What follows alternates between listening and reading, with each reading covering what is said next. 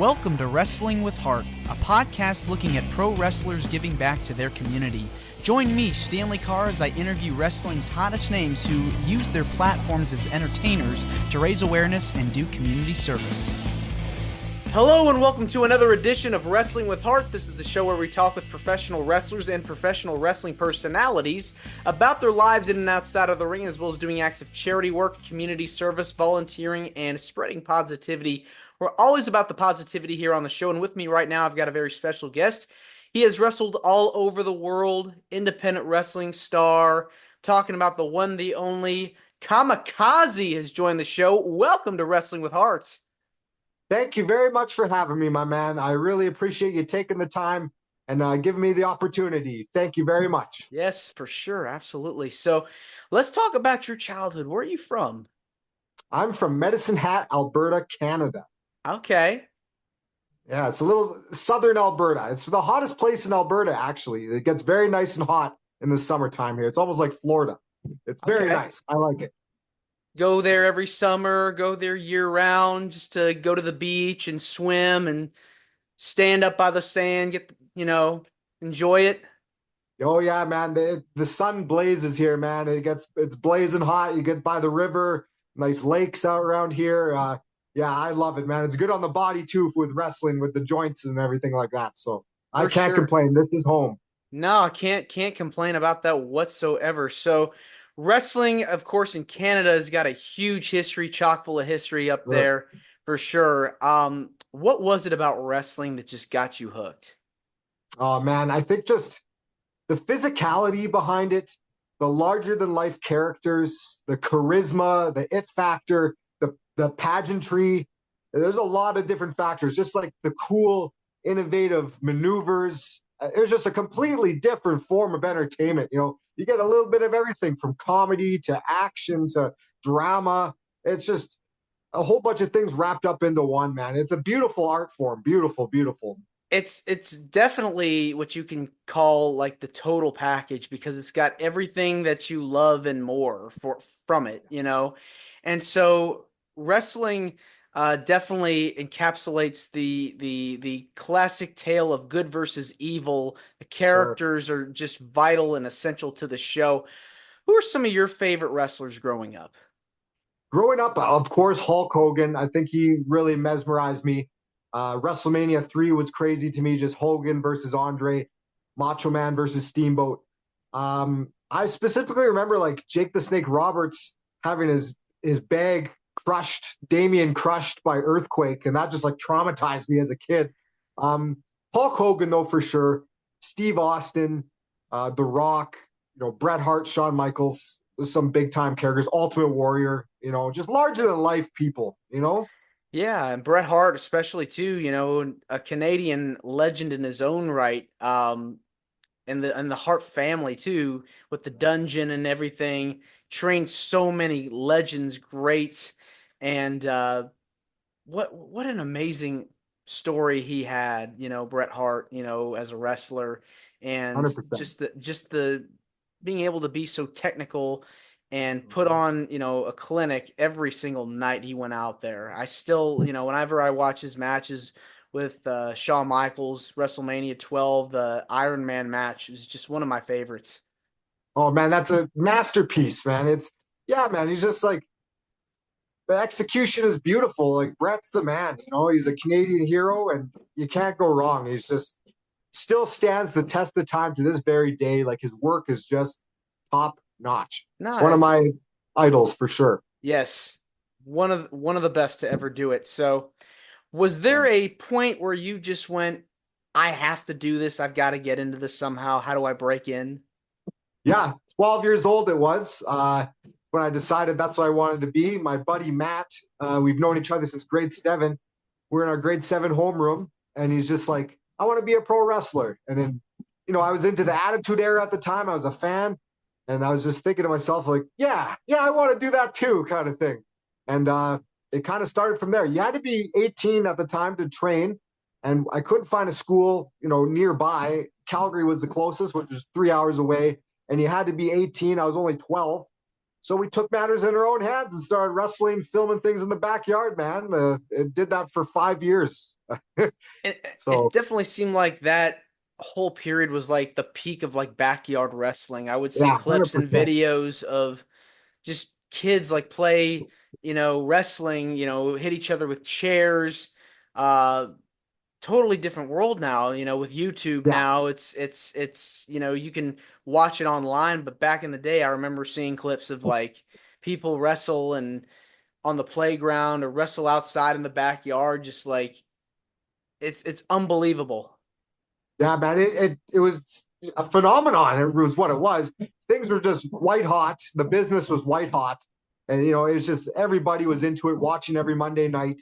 That was what everyone Tuesday was talking about at the water cooler, and all the kids, such as myself, the teenagers, just emulated it and took matters in their own hands. Like I knew right away that's what I wanted to do, and I would put VHS tapes in slow motion and study how these guys were executing these maneuvers. And then, we just started filming things in the backyard. I got like 25 VHS tapes worth of basically my childhood from age 12 to 17. You can watch me grow up, wrestling in the backyard. So I don't know anything else, man. I committed my life very early to this. Yeah, I mean, it takes a lot of skill really to be able to learn and study the moves just from watching tape, watching videos of your favorite wrestlers just fighting and duking it out. And so, what was it? Can you tell me about the first training session you had? Well, Remember that? let's see here. I first actually, my debut is I was 17 years old. I lied about my age. I lied and said I was trained when I only was just out of the backyard, self-trained. I took like a Greyhound bus up to Edmonton, which is about 6 hour drive, but on a Greyhound bus is about 12 hours with all the stops. And I had a debut match. I wrestled a match on a Camp War show. It was like a free show for the boys so they get more experience, and I worked a battle royal as well. And from there, like I knew I had to get professionally trained, but I held my own. Admittedly, I did pretty well, but I still there's things you need to be professionally trained. I can't stress that enough to anybody. So I went to college for a year, and then when I was 18, 19, I moved to Edmonton and started training. I did a training camp first, and it was great. It was like a 2 day camp, and I had a blast, man. I was like a duck to water, to be honest, man. I was compared to like a wrestling sponge. I just soaked everything in. I was very blessed. I was naturally, so took to it. You know what I mean? Sure. So, You have to absorb as much information as you can when you're learning because it's hard, really when you're learning to put your body on the line through that anguish and pain. You have to be disciplined. You have to be committed to that because it's a different kind of physical work than you're used to.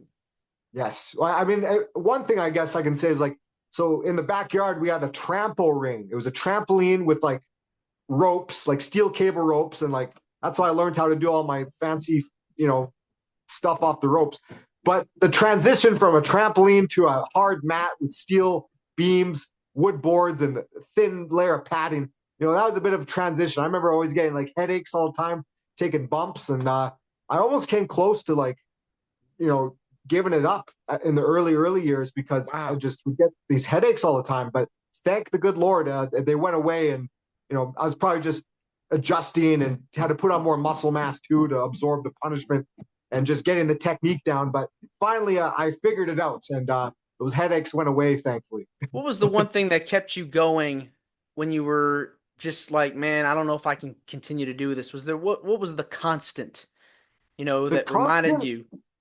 the constant was just like you already put in 5 years of this. You dedicated your teenage years and what you thought is going to be your life to this, your family, your friends, everyone you've told this is what you're going to do. I just couldn't like put my tail between my legs and come back home and not have accomplished what I was out to accomplish. Mhm. It's a very tough profession. It's very, very tough. It doesn't get enough credit for sure on so many levels, physically, mentally. It's extremely, extremely difficult. When you started going to wrestling school, what was the pieces of advice from your trainers that you still learn from today, like the pieces of advice that still stick with you today from your trainers that you can recall? Well, my very first trainer, Chi Cruz, he was a veteran of 20 years when I first broke in, and he'd wrestled all over Japan, Europe, all over the United States and Canada. Canadian legend. One of the things that always sticks out to me, and I always say this to this very day, and this applies to everything in life. Rome wasn't built in a day. It takes time, takes patience, takes commitment, dedication. It doesn't all just come together right away. It takes brick by brick, piece by piece. Rome wasn't built in a day. And I've always remembered that, and I've always applied that and tried to preach that to other up and coming wrestlers or just anyone in life in general, to be honest with you. It doesn't happen overnight. It's a process, and you got to enjoy the process. Exactly, because it's not going to happen so fast. You have to live for the moment, live for the now, being able to enjoy it because you're never going to get that time back. And so you have to really not only put in the work, but you have to know that it's going to take a while to get to that level. So that's a good thing, being patient with yourself. 100%, man. Some other advice is just like stay on the bus. This isn't even from like a wrestling perspective. Actor Steve Martin, this quote, it just sticks with me too. He said, when you're looking for fortune and fame, trying to get a break, an opportunity, everybody gets on the bus and you go for this long, long ride. And there's ups and downs and hills and valleys and lefts, rights and turn rights. And you're all over the place. But the goal is what you need to remember is you got to stay on the bus for as long. It could take 20 years or longer, but if you stay on the bus and you're ready, you got to be ready. That opportunity will eventually come at some point. And during all this time, people are getting off the bus. And when you get off the bus, well, you got to start all over from scratch again. So stay on the bus. That one always Yes. sticks out to me too. Yeah, very good analogy there. When you're going through life like that, you Yeah. have to really, continually grind it as much as you can possibly. Oh, it's a grind, brother. It's a grind for sure. Yes. All right. So throughout your career so far, who have been some of your favorite opponents that you've worked against over the Oh, years? great question. I think Chris Masters stands out, just because he was such a muscle-bound, stereotypical WWE wrestler. Like he's ginormous, especially when I wrestled him back in 2014. He was jacked. It's You know, huge. I'm oh yeah, and I'm not the biggest guy in the fight, but I mean, it just that one proved to me, and it gave me that confidence that I can hang with these WWE superstars. I can hang with these big guys and have dramatic, crazy matches that are going up and down, left and right in a believable fashion. That I can be a threat to this person. It's good storytelling. That one really stands out a lot. There's lots of matches though, man, that stand out. I was in a big feud. I used to wear a mask for 5 years, and I was in a big feud for the Cruiserweight Championship, and it was a mask versus title match. And we feuded for about 6 months, and he tore my mask off a couple times, and finally we put the mask versus the title on the line. And I remember I lost, and I had to lose my mask, and that was just an epic little time. Like it cut this big promo, it was an emotional promo, and yeah, there's lots of things that just stand out. Lots of different names I've been fortunate to work with. I wrestled El Generico in his last match, Sami Zayn, before he was signed to WWE NXT. That was cool, very cool. That was in Calgary at the historic Pavilion, Stampede Wrestling Pavilion. Sold out too. Yeah, there's been some moments, man. I've been very blessed, very lucky. Yeah. Sami Zayn, I mean, look how far he's come, with Right? everything that he's achieved. Intercontinental champion, Yes, huge sir. part of the bloodline storyline in WWE that's been going on the last few years. One of the most over wrestlers in history as a babyface. Right? Couldn't get any better than that. No. Yeah, man. Very lucky, very lucky. And just training with different people too. Like I've trained with Roddy Piper, Lance Storm. I had some time with Harley Race, Ricky Steamboat, Dusty Rhodes. Like I'm very blessed. And I Nah, feel obligated to pass this kind of knowledge on because it's a dying art. There's a really different mindset these days. And I feel obligated to what little I learned from these guys, I need to pass on to the new generation. It's a dying art in a lot of respects. how do you feel that the business has changed from when you started, when you talk about the evolution of professional wrestling? I would say this might sound bad. I don't know if it sounds bad. It's just in life in general, the way society has changed. I find the newer generation, and not all of them, I'm not going to paint a wide brush with all of them, but more than I've ever seen before, are very entitled and think they can do no wrong and think they're right. When, I was picked apart when I started, man. And I took the criticism. I took it and I applied it and I wanted to get better. But you try and critique and give advice to some of these people nowadays, the new generation, and they just think like they already have it figured out and they know better, even though you've been around for like 20 odd years, learned from Dusty Rhodes, Harley Race, Roddy Piper, and they just think like locally they've been wrestling for 4 or 5 years and they got it all figured out. But like it's kind of a sad state in that respect. A little disrespectful, but that's society in general these days. I find there's a lot of entitlements with people these days. I don't know, just the way the world's going. I'm not sure, but like I said, I'm obligated to pass on this knowledge and this lost art to whoever will listen and whoever has a good mind on their head and wants to continue to improve themselves and get better. Because that's what this is all about. You can never know it all. You'll never know it all. I don't know it all. I'm always still learning. I'm still studying tapes and footage to this very day, like critiquing myself. Like you never know it all. So you never stop learning. No, I like that. I really do. You can always learn new things. And, today I think there's so much great talent out there. Like the athleticism's really kicked it up a Oh, notch. off the charts, yes. When you watch today, like as a fan, who are some talents that you like? Man, these guys are really good. I could work with these guys. Right. I think the first one that comes to mind, I don't pay too much. I see more WWE than I see AEW, and I don't watch too much. I still watch just like old school stuff, man. That's my favorite. But for modern guys, I'd say like I think I can make a lot of money with MJF because when you got a good heel and a good baby face, you put them together and it's magic. It's magic. You're going to make money. You're going to turn heads. It's going to create a great chemistry, a great story. So I just think I can make a lot of money with him. He stands out for sure. I'm thinking on WWE side of things. I wish I don't keep my finger on the pulse enough as I should, to be honest. But I know they got a lot of good up and coming talent in NXT right now. Yes. But yeah, MJF I think stands out just because I just love the heat he can get, the way he talks. Because so many guys are lacking charisma, and I find a lot of mediocrity is being rewarded in a lot of respects. But he stands out, and myself, I'm pretty charismatic. I think two of us jousted on the microphone and in the ring, like money, man, money to be made. So yeah, I'd say I'd like to work with him for sure. Yeah, I we think can that think sell a that'd lot be a of great. tickets. Yeah, I could definitely see that match happening. That'd be really cool. And he'd Um, have a heyday with me, Look at all the material he gets to work with here. Like, yeah, yeah, man, it'd be great. be great heat.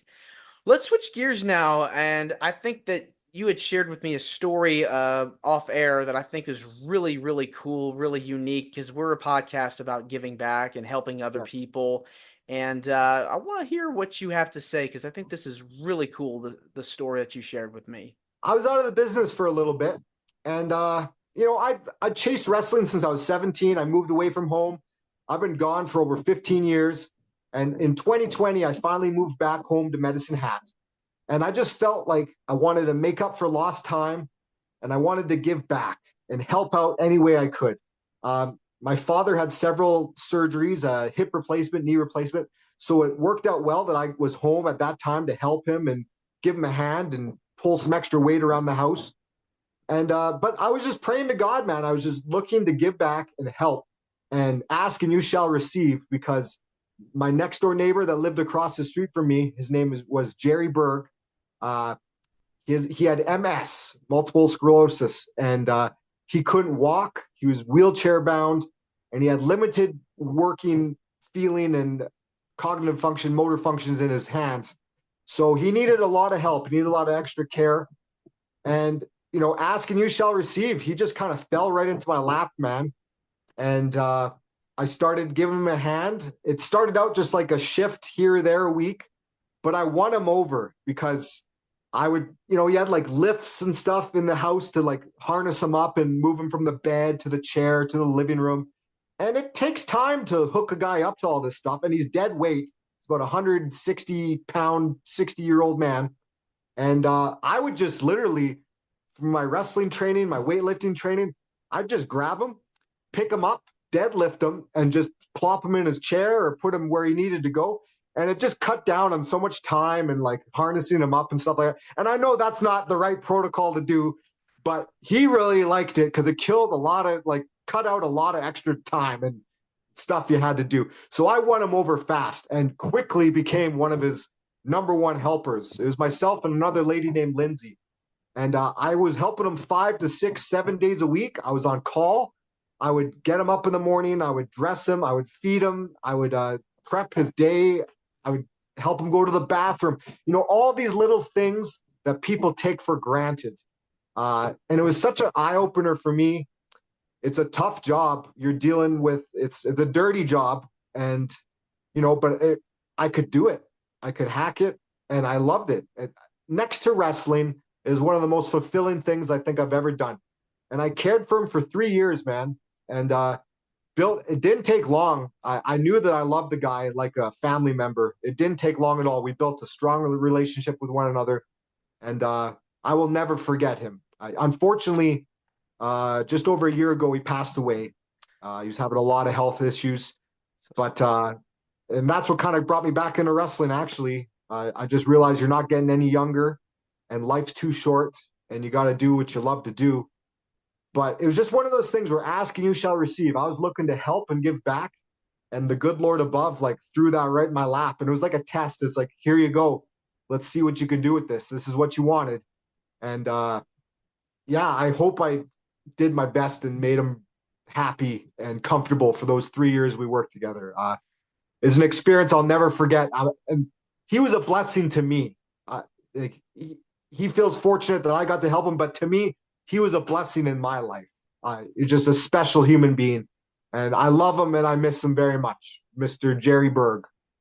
That seems like very nice guy. You're able to help and be around, and you know that's kind of that's very important. You know, when you see somebody that's struggling that needs help, you gotta be there for them. You know, Yeah, man. in times of that, because it's just you never know what people are going through in life, and we need to be there for people when they're going through stuff, and it's just it's important. And I think that's really cool that you were able to do that. And what were some of your favorite things you got to do with him? Like, what was like your most favorite part of being with Jerry?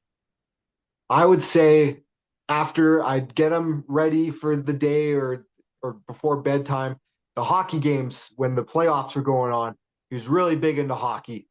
And we'd watch the Flames or the Oilers. And I wasn't really into sports, but he kind of got me into them, just like sitting and spending time with him and watching it with him. And just hearing all his comments and about like just the coaches and the players. And I had a blast. It was just like a time that just can never be taken away from me. It was just precious, precious time with him. That stands out a lot. And just he was just a funny guy. He'd just always be smoking all the time. He had a grovelly voice and like just a character, you know, and his little comments and stuff, a funny little sense of humor on him too. And I wish I could have had more time with him. You know, it's just precious time we spent together though. I will always cherish that. You know, it was a blessing, like I said, in my life Yeah. for sure. What is it about giving back that gives you the most joy? Well, I just think we're obligated. It's if you have the means, like I said, like this man, so many motor skills and functions that we just take for granted of just like getting up and down and using our hands and our legs and walking. And he just didn't have any of that. It was all taken away from him.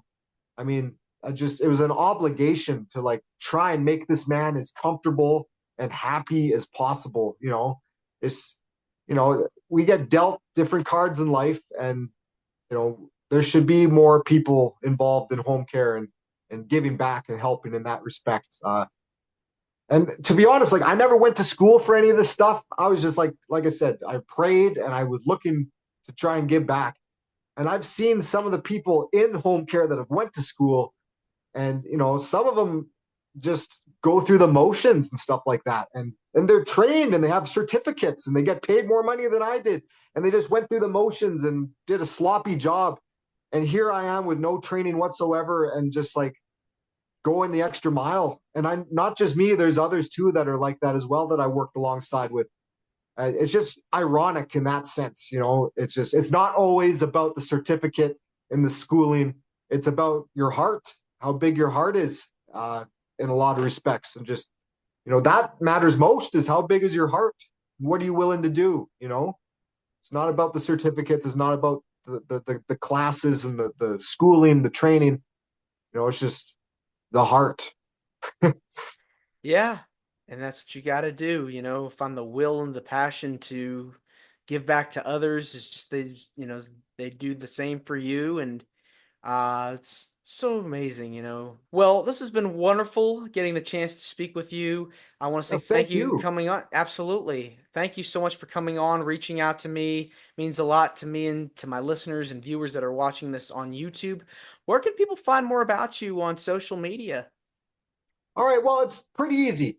It's for my YouTube, my Facebook fan page, and my Instagram. It's all the same. Kaze CMF for life. So KAZE CMF, the number 4, life. Crazy mofo for life. But Kaze CMF for life. You can find me for Instagram, YouTube, or Facebook fan page. All right. Well, thanks again, and you're more than welcome to come back. Oh, I would love to do a round 2, brother. Thank you for the opportunity. Thank you so much. All right. Thanks again. Take care. Take care, buddy. All right. This is Wrestling with Heart. I hope you found this podcast to be informative and entertaining. If you did, please hit the subscribe button and look out for the next edition.